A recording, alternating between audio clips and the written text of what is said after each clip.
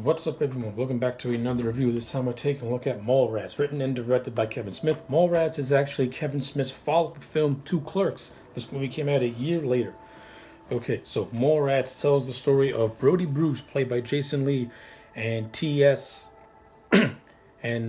Quint, played by Jeremy London. These are two loafers who have recently been dumped by their respective girlfriends, and as a way to find some peace and solace and devise a plan to get them back, they decide to head out to their local mall where chaos ensues. Okay, that's the overall plot of Mallrats. Let's talk about it. I like Mallrats. I think Mallrats is actually better than the first Clerks movie in terms of its storyline and in terms of some running jokes that I actually did like. But overall, I won't consider Mallrats to be one of my all-time favorite Kevin Smith movies. But it is a movie that I did thoroughly enjoy.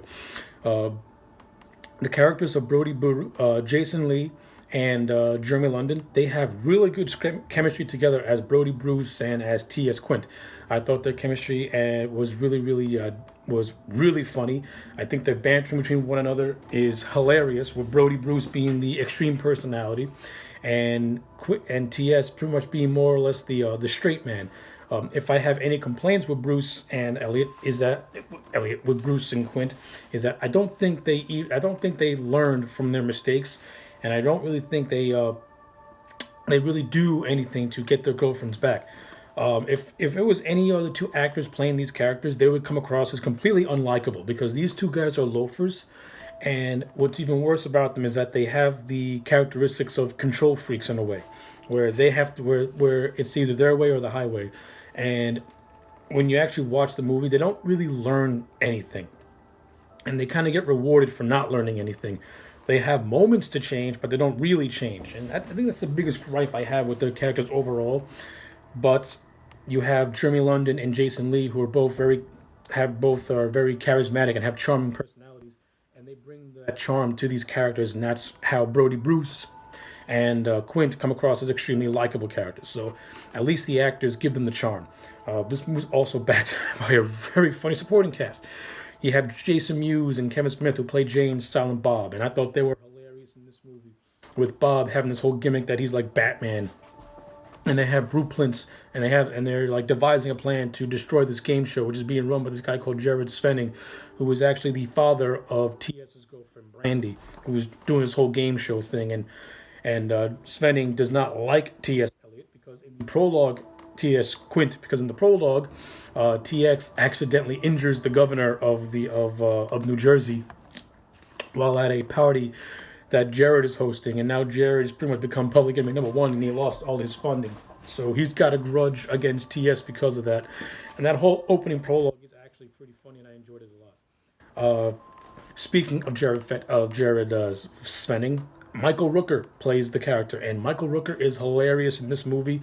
The most famous scene in this movie is when he's eating a bag of pretzels that Brody had put his shit-smelling hand in after he shook Jerry's hand. It's a gross, hilarious scene, and Michael Rooker plays it perfectly.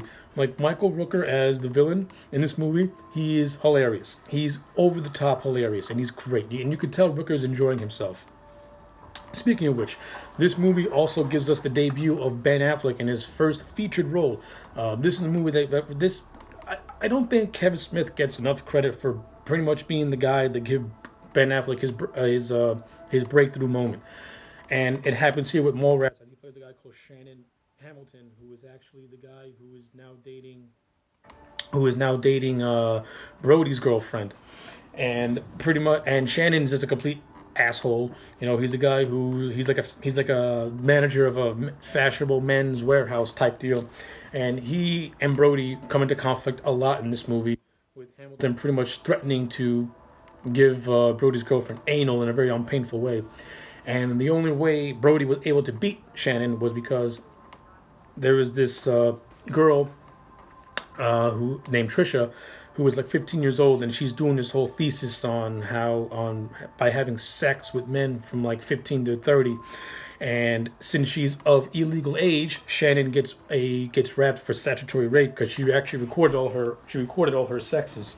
So when the cops find out, they get Shannon away, and in the mid-credit scene, you see Shannon getting up the ass in jail. So Shannon gets his comeuppance at the end of the movie. Pretty much what he wanted, what he threatened to do to Brody's girlfriend, ends up happening to him. So it's a nice little payoff for him. And overall, I thought Ben Affleck was very entertaining as the character of Shannon. He was a complete asshole.